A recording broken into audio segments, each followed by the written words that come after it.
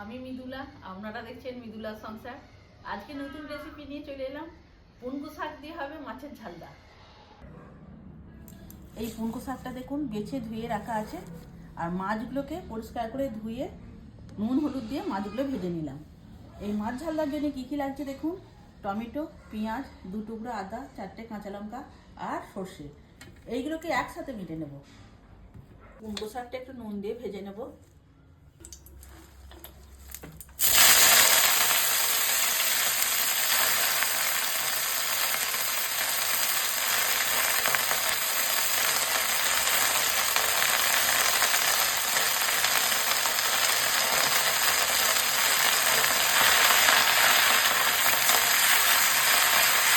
ঢাকা দিয়ে শাকটা একটু ভেজে নিলাম।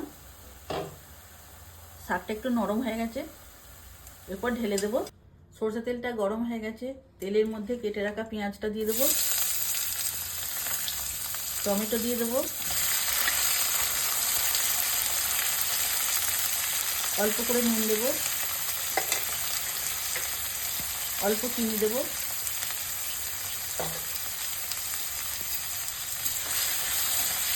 টমেটো পেঁয়াজ নরম হয়ে গেছে, এর মধ্যে কিছু গুঁড়ো মশলা দেব। 1/2 চামচ হলুদ গুঁড়ো, 1/2 চামচের কম লঙ্কা গুঁড়ো, জিরে গুঁড়ো, ধনে গুঁড়ো, বেটে রাখা মশলাটা দিয়ে দেব। এই মশলাটা আমার কষানো হয়ে গেছে, তেল ছেড়ে এসেছে। এই মশলাটা আমি জল দিয়ে কষিয়ে নিলাম। এর মধ্যে সর্ষে বাটা আছে বলে অল্প করে জল দিয়ে কষাতে হবে।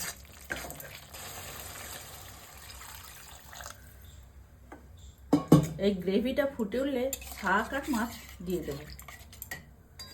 গ্রেভিটা ফুটে গেছে, ভেজে রাখা পুনকো শাকটা দিয়ে দেবো।